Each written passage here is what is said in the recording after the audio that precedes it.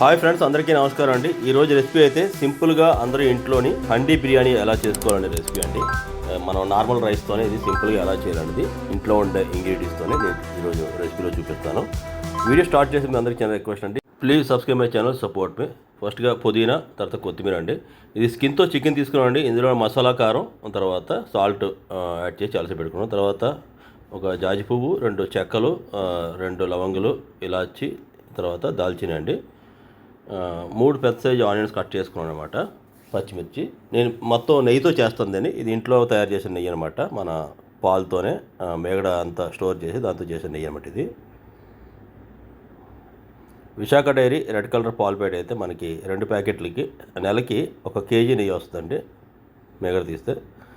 నేను పెద్ద స్పూను ఒక 2.5 గరిటెలు అనుకోండి, స్పూన్ కాదు గరిటెలు వేసాను, 1.5 గరిటె వేసాను అనమాట. దీంట్లోని స్పైసెస్ వేసానండి, కొంచెం జీడిపప్పు కూడా యాడ్ చేశాను. ఈ మధ్య మార్కెట్లో చాలా ఫేమస్ అండి హండీ బిర్యానీ అని చెప్పి, అప్పుడు స్పాట్లో చేసేస్తారు. అది మీరు ఇంట్లోనే కూడా తయారు చేసుకోవచ్చు. అక్కడైతే మనకి ఈచ్ పర్సన్కి 250, ఇదే 250 రూపీస్ మీరు ఇంట్లో ఖర్చు పెట్టుకుంటే ఇంటి ఫ్యామిలీ మొత్తం తినవచ్చు అనమాట. చికెన్ అయితే 30 కేజీ తీసుకున్నానండి. కట్ చేసుకుంటే ఆనియన్స్ బాగా బ్రౌన్ షేడ్ వచ్చేదాకా వేపుకుందాం. తర్వాత అల్లం వెల్లుల్లి పేస్టు ఇందులో 1 స్పూన్ వేసాను అనమాట. మెయిన్ బిర్యానీకి మీకు మంచి టేస్ట్ రావాలంటే పుదీనా అనేది కంపల్సరీగా ఉండాలండి. పుదీనా ఎంత ఎక్కువ వేసుకుంటే ఏ బిర్యానీ అంత ఫ్లేవర్ వస్తుంది అనమాట.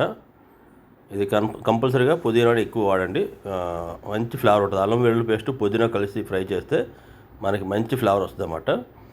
ఇది ట్రైప్ లేదండి, హండీ సెట్. దీని వీడియో కూడా నా ఛానల్లో ఉంటుంది, లింక్ డిస్క్రిప్షన్ ఇస్తాను, మీరు ఇంట్రెస్ట్ ఉంటే చూడొచ్చు. 2 లీటర్, 3 లీటర్, 4 లీటర్ అన్నమాట కెపాసిటీ.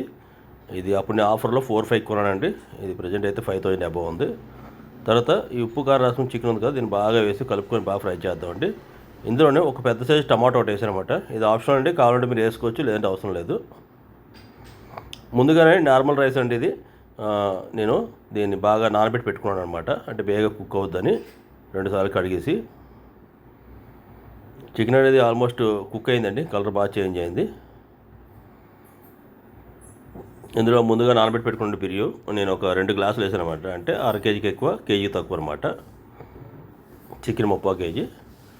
ఇందులో వండిన చికెను ఎక్కువ ఉంటే మంచిది, ఎందుకంటే అంటే మీకు చాలా టేస్టీగా ఉంటుంది అన్నమాట. నేను కెటిల్లోని బాయిల్ చేసినట్టు వాటర్ని డైరెక్ట్గా వేస్తానండి. ఇది బేగా ఈజీగా కుక్ అయిపోద్ది. చల్లని వేసే గంట ఇటువంటి బిర్యానీలు మనకి వేడి నీళ్ళు తీస్తే జస్ట్ హాఫ్ అన్ అవర్లో మొత్తం అంతా రెడీ అయిపోద్ది అప్పుడు మీకు. కుక్కర్ విజిల్ ఏం అవసరం లేదండి. ఇది ఆల్మోస్ట్ వేడి వేసాం కాబట్టి రైస్ కుక్ అవ్వడం స్టార్ట్ అయిందండి. ఉప్పు మీకు తగినంత, చిన్న పచ్చిమిర్చి చేశాను కాబట్టి చిన్న మసాలా కారం, తర్వాత చికెన్ మసాలా ఒకటి లాస్ట్లో యాడ్ చేశాను అనమాట.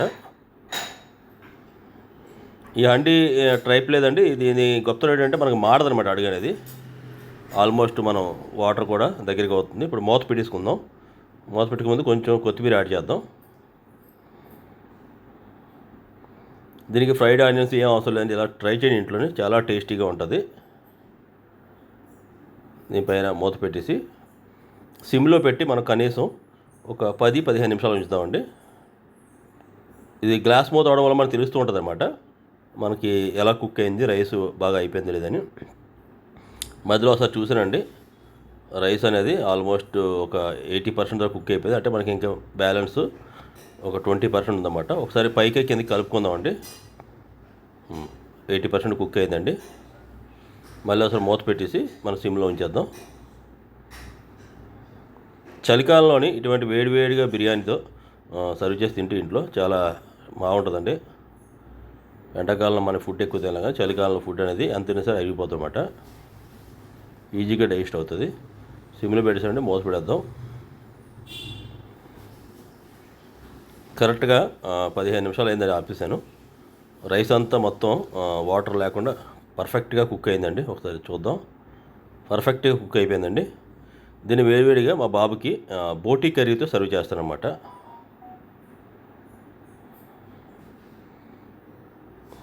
ఈ సంవత్సరం ఆంధ్ర తెలంగాణలో కూడా చలి ఎక్కువగా ఉందండి.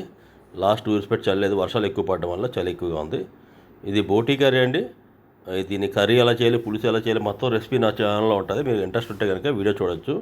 నేను చేసే వంటకాలన్నీ సింపుల్గా ఇంట్లో ఎలా చేయాలనేది, కాంప్లికేటివ్గా ఏది ఉండదండి. మన ఇంట్లో ఎలా సింపుల్గా చేయొచ్చో అవే ఉంటాయన్నమాట. మీరు కూడా ట్రై చేసి ఎలా ఉందో కింద కామెంట్ చేయండి. ఈ వీడియో నచ్చితే కనుక please subscribe my channel, support me. మళ్ళీ ఇంకో వీడియోతో మీ ముందుకు